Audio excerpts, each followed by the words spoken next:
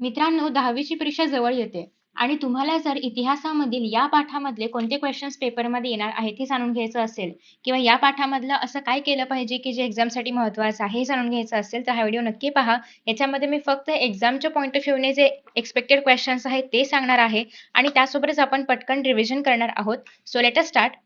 सगळ्यात पहिल्यांदा इथे आपल्याकडे फर्स्ट ऑफ ऑल आहे मनोरंजनाची आवश्यकता का आहे? तर इथे तुम्हाला जनरल गोष्टी बघायला मिळतात, की मनोरंजन म्हणजे काय? मनाला आनंद मिळवून देणाऱ्या गोष्टी. मग ते आपलं कंटाळवाणा जे जीवन आहे तर ते दूर करतात. आपल्या जीवनामध्ये चैतन्य आणतात, ताजेपणा आणतात, मनाला अजून उत्साही करतात, शरीराला उत्साही करतात. हे सगळं कशामध्ये येतं? मनोरंजनामध्ये येतं. मग हे तर तुम्हाला एक्झाममध्ये नाही विचारलं जाणार, सो हे स्किप केलं तरी पण चालेल. पण तरी पण एक आपण आता रिव्हिजन करतोच आहोत, तर मी तुम्हाला थोडक्यात सगळं समजावून सांगण्याचा प्रयत्न करेन. मनोरंजनाचं आपण 2 गटांमध्ये वर्गीकरण करू शकतो. एक तर कृतिशील आणि एक तर अकृतिशील. आता कृतिशील म्हणजे काय? ज्याच्यामध्ये आपण स्वतः सहभागी होतोय त्याला आपण म्हणतो कृतिशील. फॉर एक्झाम्पल आपण डान्स करतोय किंवा आपण नाटक करतोय ते झालं कृतिशील. पण आपण डान्स नाही करत आहे, आपण फक्त बघतोय. डान्स इंडिया डान्स बघतोय किंवा काहीतरी आपण बघतोय किंवा आपण नाटक नाही करत आहोत, आपण प्रेक्षक आहोत. त्याला आपण म्हणतो अकृतिशील. सो आपला सहभाग असेल तर कृतिशील, अदरवाईज ते असणार आहे अकृतिशील. त्यानंतर कठपुतळ्या तुम्हाला माहिती असतील, लोकनाट्यामध्ये आपण बघतोय. तर मोहेंजोदडो आहे, हडप्पा, ग्रीस, इजिप्त यांसारखे जी ठिकाणं आहेत, यांच्या उत्खननामध्ये मातीच्या बाहुल्या वगैरे सापडलेल्या आहेत, त्यांचे अवशेष सापडलेले आहेत. यावरून आपल्याला हे कळतं की कठपुतळ्या असतील किंवा त्याच्या आधारे कहाणी सांगणं, कथा सांगणं हे खूप आधीपासून सुरू आहे. तर प्राचीन भारतामध्ये या बाहुल्या बनवण्यासाठी मग लाकूड, लोकर, कातडे यांसारख्या गोष्टी वापरल्या जायच्या. उत्तर प्रदेश, महाराष्ट्र, राजस्थान, आसाम, पश्चिम बंगाल, आंध्र प्रदेश, तेलंगणा, कर्नाटक, केरळ या भागांमध्ये अजूनही तुम्हाला कठपुतळ्यांचे प्रयोग करणारे बघायला मिळतील. तर बेसिकली या ठिकाणी तुम्हाला बघायला मिळतं की असं असं एक जे पुतळा आहे त्याच्या हाताला किंवा त्या बाहुल्यांच्या हाताला, पायाला असे धागे बांधले जातात आणि वरून तो व्यक्ती ज्याप्रमाणे हाताची हालचाल करेल त्याप्रमाणे त्या बाहुल्या डान्स करतात किंवा जे काही त्यांचं सादरीकरण आहे तर ते करतात. एक्झाम मध्ये दशावतारी नाटकावरती टिपा लिहा विचारलं जातं. सो या चॅप्टर मधला पहिला महत्वाचा प्रश्न आहे तो म्हणजे दशावतारी नाटकांवरचा. आता या ठिकाणी तुम्हाला दशावतारी नाटकांवरती प्रश्न आला तर काय लिहायचं? एक तर सगळ्यात पहिल्यांदा हे लोकनाट्य आहे आणि हे साधारणतः कोकण, गोवा या भागांमध्ये सादर केलं जातं. यामध्ये जे विष्णूची रूपं आहेत तर त्याच्यावरती त्या 10 रूपांवरती हे नाटक असतं. मत्स्य, कूर्म, वराह, नरसिंह, वामन, परशुराम, राम, कृष्ण, बुद्ध, कल्की एक्सेट्रा. त्यानंतर सुरुवात जी आहे तर ती विघ्नहर्ता गणपतीला आवाहन करून केली जाते. या भागामधला जो जास्तीत जास्त भाग आहे तर तो पद्यमय आहे म्हणजे कवितेला अनुसरून आहे. नाटकाचा शेवट हंडी फोडून सगळ्यांना दहीकाला वाटणं असा केला जातो. खरं तर याची सुरुवात झाली होती 18व्या शतकामध्ये श्यामजी नाईक काळे यांनी सुरुवात केली होती. यांनी फड स्थापन केलं होतं. विष्णुदास भावे यांनी दशावतारी नाटक तंत्राचे संस्करण करून आपली पौराणिक नाटके सुद्धा सादर केली. यामुळे मराठी नाटकाची पूर्वपीठिका दशावतारी नाटकापर्यंत जाते. म्हणजे आत्ताची मराठी नाटकं जी सुरू आहेत त्यांचं सुरुवात किंवा त्यांना जर सुरुवातीपासून कोणी आणलं असेल या क्षेत्रामध्ये तर ते आहे दशावतारी नाटकापासून. ठीक आहे. सो एक्झाम मध्ये हे विचारलं जातं. त्यानंतर बघा भजन आहे. भजनामध्ये काय केलं जातं तर ईश्वराचे गुणगान गायले जातात, नामस्मरण केलं जातं. भजनाचे पण प्रकार आहेत चक्री भजन आणि सोंगी भजन. चक्री भजनामध्ये बघा तुम्ही पाहिलं असेल काही जे मराठी पिक्चर आहेत जुने संतांवरचे वगैरे त्याच्यामध्ये एक व्यक्ती चक्राकार फिरत फिरत भजन म्हणत असतो. त्याला आपण म्हणतो चक्री भजन. आणि देवभक्ताची भूमिका घेऊन ते सांगतात देवाची महती किंवा देवाची स्तुती संवाद रूपामध्ये ते सांगत असतात. त्याला आपण म्हणतो सोंगी भजन. त्यासोबतच तुकडोजी महाराज यांचं खंजिरी भजन पण लोकप्रिय आहे. इवन उत्तर भारतामध्ये संत तुलसीदास, महाकवी सूरदास, संत मीराबाई, संत कबीर यांची भजने प्रसिद्ध आहेत. एक्झाम मध्ये मोस्टली भजनांवरती क्वेश्चन नाही आहेत. पण आता आपण रिव्हिजन करतो आहोत तर तुम्ही नक्कीच ऐकू शकता. कर्नाटकामध्ये पुरंदरदास, कनकदास, विजयदास, बौधेंद्र गुरुस्वामी, त्यागराज इत्यादी जे लोक आहेत तर त्यांची ते लोक भजनं गातात किंवा त्यांची भजनं गायली जातात. इवन गुजरातमध्ये संत नरसिंह मेहता यांनी सुद्धा भक्ती संप्रदायाला चालना दिली. त्यानंतर पुढे आहे कीर्तन. सो आता कीर्तन म्हणजे काय? कीर्तनवरती शॉर्ट नोट लिहायला विचारली जाऊ शकते. तर कीर्तन हे सुरुवातीपासून म्हणजे ज्यांनी सुरुवात केली आहे तर ते आहेत नारद मुनी यांनी. आणि संत नामदेवांना महाराष्ट्राचे आद्य कीर्तनकार मानलं जातं. हे तुम्हाला रिकाम्या जागा भरामध्ये विचारलं जाईल किंवा एमसीक्यूज मध्ये विचारलं जाईल. कीर्तनकारास आपण हरिदास किंवा कथेकरी बुवा म्हणतो, कारण ते कथा सांगायचं काम करतात. आणि हरिदास कारण मोस्टली असं मानलं जाते की ते विष्णूचे भक्त आहेत आणि विष्णू म्हणजे हरी. सो त्यामुळे हरिदास असं म्हटलं जातं. खरं तर कीर्तनामध्ये ना सगळ्याच गोष्टी येतात, म्हणजे याच्यामध्ये वक्तृत्व येतं, याच्यामध्ये गायन येतं, याच्यामध्ये वादन आहे, नृत्य आहे. या सगळ्याच गोष्टी तुम्हाला याच्यामध्ये बघायला मिळतील. ठीक आहे.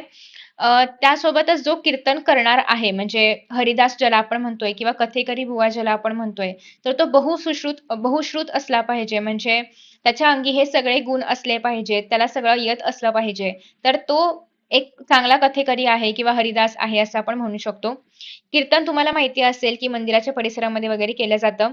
याच्यावरती ऍट सच क्वेश्चन नाही येणार, पण जो आपला क्वेश्चन नंबर 4 प्रश्न चौथा जो आहे, ज्या ठिकाणी उतारा देऊन तुम्हाला प्रश्न विचारले जातात, तर त्याच्यासाठी उतारा येऊ शकतो. पण ऍट सच कुठल्या तरी उत्तरामध्ये वगैरे नाही येणार. सो तुम्ही त्यासाठी करायचं असेल हे तर करू शकता. ठीक आहे. त्यानंतर बघा पुढे नेक्स्ट. एक मिनिट, थोडस हे, हा, ठीक आहे, आता खाली जाईल. नंतर आहे लळीत. लळीत म्हणजे काय? तर महाराष्ट्रामधील मनोरंजनाचा एक जुना प्रकार आहे. नारदीय कीर्तनामध्ये या भागाचा समावेश होतो. अगेन हे पण कोकण, गोवा म्हणजे ज्या ठिकाणी दशावतार आहे तिथल्याच भागामध्ये बघायला मिळतं. एक्झाम मध्ये नाही विचारलं जाणार, पण तुम्हाला हवं तर तुम्ही हे एकदा रीड करू शकता. खरं तर लळीत पण एखाद्या नाट्यप्रवेशाप्रमाणे सादर केलं जातं, ज्यामध्ये कृष्ण आणि रामकथा किंवा भक्तांच्या कथा वगैरे सांगितले जातात. ललित मोस्टली हिंदी भाषेमधून पण तुम्हाला बघायला मिळतील. त्यानंतर आहे भारुड. भारुडामध्ये खरं तर एक रूपात्मक गीत गायलं जातं. म्हणजे आपण म्हणू शकतो की ते कीर्तनाप्रमाणे आहे, पण इतकं पण सिमिलर नाहीये, कारण कीर्तनामध्ये सगळ्याच गोष्टी येतात. पण भारुडमध्ये मोस्टली आध्यात्मिक आणि नैतिक शिकवण देणारं असं गीत गायलं जातं. आणि पथनाट्याप्रमाणे भारुड प्रयोगशील असतं आणि म्हणजे एक फेमस जर ते कोणी केलं असेल तर ते आहेत संत एकनाथ. सो संत एकनाथांची भारुडे प्रसिद्ध आहेत. त्यानंतर तमाशा आहे. तमाशा तुम्ही आय गेस बघितला असेल, लावणी, तमाशा, फड वगैरे असं ऐकलं असेल. तर तमाशा हा शब्द खरं तर पर्शियन शब्द आहे आणि त्याचा अर्थ होतो की मनाला जे किंवा चित्ताला जे प्रसन्न करतं असं काहीसं त्याचा अर्थ होतो. ठीक आहे. आणि खरं तर 18व्या शतकापासून हे आपल्याला बघायला मिळतं. लोककला आणि अभिजात कलांचे प्रवाह सामावून घेत 18व्या शतकापर्यंत तमाशा विकसित झाले. अभिजात कला म्हणजे काय? ज्याला एक प्रॉपर प्रशिक्षण घ्यावं लागतं, आणि लोककला म्हणजे प्रशिक्षणाची गरज नसते. लोक आपल्या सोयीनुसार कसंही त्याला सादर करू शकतात. खरं तर तमाशामध्ये पण दोन प्रकार आहेत, संगीत बारी आणि ढोलकीचा फड. संगीत बारीमध्ये म्हणजे नाट्य सादर करण्यापेक्षा नृत्य आणि संगीतावरती भर असतो. आणि हेच जर आपण ढोलकीचा फड बघायचं म्हटलं तर यामध्ये तुम्हाला नाट्यरूप बघायला मिळणार आहे.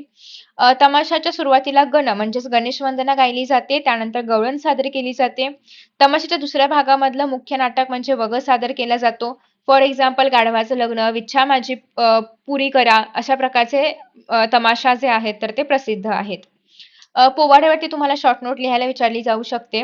तर पोवाड्यामध्ये ना साधारणतः शूर स्त्री पुरुष असतील यांच्याबद्दल स्फूर्तिदायक भाषेमध्ये त्यांचं कथन केलं जातं, त्यांच्यावरती गाणी लिहिली जातात. फॉर एक्झाम्पल जेव्हा शिवरायांनी अफझल खानावरती हल्ला केला किंवा ते जे अफझल खान वध भेटीचा प्रसंग होता, तर तो सगळा प्रसंग चित्रित करणं किंवा तो सांगणं याला आपण पोवाड्यामध्ये म्हणू शकतो. ठीक आहे. त्यानंतर नेक्स्ट आहे, मग याच्यामध्ये शिवरायांचे पोवाडे वगैरे प्रसिद्ध आहेत हे सांगितलेलं आहे. मराठी रंगभूमीवरती तुम्हाला स्वाध्यायामध्ये पण एक प्रश्न बघायला मिळेल, सो याचं उत्तर करायचंय. रंगभूमीमध्ये तुम्हाला मग सगळं जे पण सादर केलं जातं त्या सगळ्याबद्दल थोडक्यात लिहायचंय. खरं तर हे सगळ्या ज्या गोष्टी आपण बघितल्या, नाटक असेल किंवा डान्स वगैरे आहे, हे सगळं आपण ज्या ठिकाणी आपण सादर करू शकतो, ज्या प्लॅटफॉर्मवरती आपण सादर करू शकतो, ज्या ठिकाणी आपण सादर करू शकतो, त्याला आपण रंगभूमी असं म्हणूयात. ठीक आहे. मग रंगभूमीमध्ये प्रेक्षक असतात आणि कलावंत असतात. मग याच्यामध्ये नाट्य संहिता असेल, नाट्य दिग्दर्शक असेल, कलावंत आहे, या सगळ्याच लोकांचा समावेश असतो. जो एक प्रयोग झाला होता नाटकाचा, ज्याच्यामध्ये आवाजाद्वारे बोलायचं नव्हतं, फक्त ऍक्शन किंवा फक्त कृती करायची होती, त्याला आपण म्हणतो मूकनाट्य. तंजावरचे भोसले राजवंशाचे मराठे व दाक्षिणात्य भाषांमध्ये नाटकांना त्यांनी उत्तेजन दिले आणि या राजवंशातील राजांनी स्वतः पण बरीचशी नाटकं लिहिलेली आहेत. तुम्ही पाहिलं असेल तर तुम्हाला माहिती असेल की बरेचसे राजे जे आहेत तर ते नाटक लिहायचे, बरेचसे राजे रसिक होते, त्यामुळे ते कविता करणं, नाटक लिहिणं हे सगळ्या गोष्टी पण करायचे. त्यानंतर रंगभूमीच्या विकासामध्ये 19व्या शतकाचे स्थान अतिशय महत्त्वाचे आहे. हे तुम्हाला एक्झाममध्ये विचारलं जातं की विष्णुदास भावे यांना रंगभूमीचा जनक म्हणून ओळखलं जातं. खरं तर विष्णुदास भावे नाट्य मंदिर सुद्धा आहे मुंबईमध्ये. सीता स्वयंवर हे त्यांनी रंगभूमीवरती आणलेलं पहिलं नाटक होतं आणि विष्णुदास भावेंनी लिहिलेल्या नाटकांनंतर महाराष्ट्रामध्ये मग ऐतिहासिक नाटकं असतील किंवा पौराणिक नाटकं आहेत आणि त्यासोबतच इतर विषयांची नाटकं पण समोर येऊ लागली. सुरुवातीच्या नाटकांच्या संहिता लिखित स्वरूपामध्ये नसायच्या आणि बऱ्याचदा त्यातील गीते लिहिलेली असली तरी गद्य संवाद उत्स्फूर्त स्वरूपाचे असायचे. उत्स्फूर्त म्हणजे काय, की कोणी स्क्रिप्ट लिहून ते पाठ वगैरे करून नाही यायचं. एक बेसिक आयडिया दिली जायची आणि मग त्याच्या अकॉर्डिंगली नट जे आहेत तर ते स्वतःहून काही डायलॉग बोलायचे. म्हणजे त्यांची एक खरी केमिस्ट्री आपल्याला बघायला मिळायची. आता तर ठीक आहे, की सगळं स्क्रिप्टेड असतं किंवा सगळं लिहून दिलेलं असतं मोस्टली. बट आधी इतकं सगळं असं नसायचं. ठीक आहे. त्यानंतर बघा पुढे हां, ठीक आहे.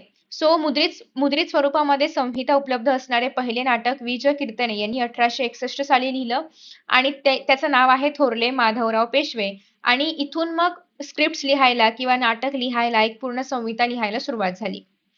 त्यानंतर पुढे बघायला मिळते आपल्याला 19व्या शतकाच्या अखेरच्या पर्वामध्ये उत्तर हिंदुस्थानामध्ये ख्याल संगीत महाराष्ट्रात गाजवण्याचे रुजवण्याचे काम बाळकृष्ण बुवा इचलकरंजीकर यांनी केले. बाकी बरीचशी नावं आहेत जी तुम्ही लक्षात ठेवू शकता.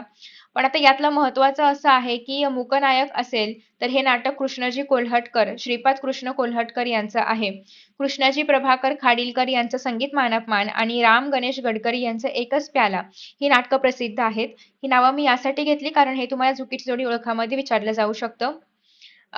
त्यानंतर आहे मराठी रंगभूमीच्या पडत्या काळामध्ये आचार्य अत्रे यांचा साष्टांग नमस्कार, उद्याचा संसार, घराबाहेर यांसारखी अनेक नाटके लोकप्रिय आहेत. त्यानंतर वसंत कानेटकर यांचं रायगडाला जेव्हा जाग येते, येथे ओशाळ्याला मृत्यू, विजय तेंडुलकर यांचं घाशीराम कोतवाल, विश्राम बेडेकर यांचं टिळक आणि आगरकर यांसारखी अनेक नाटके प्रसिद्ध आहेत. जी नावं आता आपण पाहतोय ती लक्षात ठेवायची आहेत कारण ही एक्झाममध्ये विचारली जातात. चुकीची जोडी ओळखा वगैरे या सगळ्यामध्ये. बाकी हे जे आपण नाही बघत आहोत ते स्किप केलं तरी पण चालेल. नाटक वगैरे झालं रंगभूमी, पण मराठी चित्रपटसृष्टीबद्दल काय तर ते आता आपण बघतोय. चित्रपट हे दृकश्राव्य माध्यम आहे आणि चलितचित्र आपल्याला इथे बघायला मिळतात चित्रपटांमध्ये. चित्रपटांचे पण व्यंगपट, वार्तापट, अनुबोधपट असे बरेचसे प्रकार आहेत.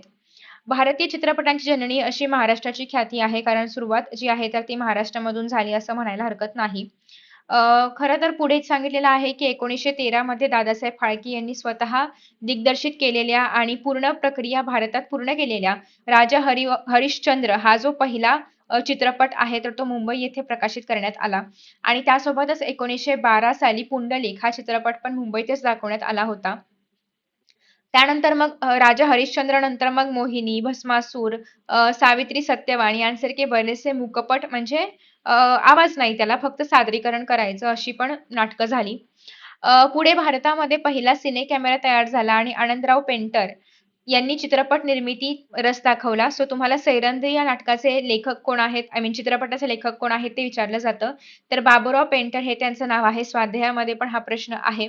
सिंहगड हा पहिला ऐतिहासिक मूकपट. आता आपण मूकनाटकं बघितली, आता मूकपट पण बघतोय. कल्याणचा खजिना, बाजीप्रभू देशपांडे, नेताजी पालकर हे ऐतिहासिक चित्रपट सुद्धा त्यांनी काढले आणि त्याखेरीज सावरकरी पाश हा एक पहिला वास्तववादी चित्रपट पण त्यांनी काढला. त्यासोबतच बाजीराव मस्तानी वगैरे हे सगळे चित्रपट पण तुम्हाला बघायला येतील. आत्ताच नाही जुनावाला बाजीराव मस्तानी. त्याच्यानंतर नेक्स्ट आहे सावळ्या तांडेल हा एक चित्रपट लिहिला गेला होता कमळाबाई मंगरुळकर यांनी जे की मराठीमधल्या पहिल्या स्त्री चित्रपट निर्मात्या आहेत. पन्नादाई अगेन हिंदी मधला हा बोलपट आहे. रामशास्त्री हा चित्रपट पण गाजला. ठीक आहे इथपर्यंत डन. त्याच्यानंतर पुढे बघा. यातला मोस्टली एक्झाम मध्ये नाही येणार. नेक्स्ट बघा मनोरंजनाच्या क्षेत्रातील व्यावसायिक संधी याच्यामधलं पण तुम्हाला एक्झाम मध्ये काही नाही येणार सो हे स्किप केलं तरी पण चालेल. दोन्ही पण एमसीक्यू करायचे आहे, चुकीची जोडी करायची आहे. हे तुम्हाला ना थोडक्यात 2-3 ओळींमध्ये लक्षात ठेवायचंय. कारण इथे तक्ता पूर्ण करामध्ये दिले पण एक्झाम मध्ये तुम्हाला डिरेक्टली भजनवरती लिहा किंवा कीर्तनांवरती लिहा शॉर्ट नोट टिपा लिहा वगैरे अशा प्रकारचे प्रश्न विचारले जाऊ शकतात. सो त्यासाठी हे करायचं आहे. त्यानंतर पुढे आहे टिपा लिहा मध्ये रंगभूमी करायचं आहे. व्यवसाय क्षेत्र नाही केलं तरी पण चालेल. सकारण स्पष्ट करामध्ये चित्रपट हा महत्वाचा विषय आहे इतिहास अभ्यासामधला. त्यानंतर सविस्तर उत्तरे लिहा याच्यामध्ये आहे की पोवाडा म्हणजे काय ते स्पष्ट करा आणि हे पहिलं वालं पण. ठीक आहे. सो इन शॉर्ट आपण जे काही इम्पोर्टंट क्वेशन्स आहेत तर ते बघितलेले आहेत. एवढे केले तरी पण सफिशियंट आहे.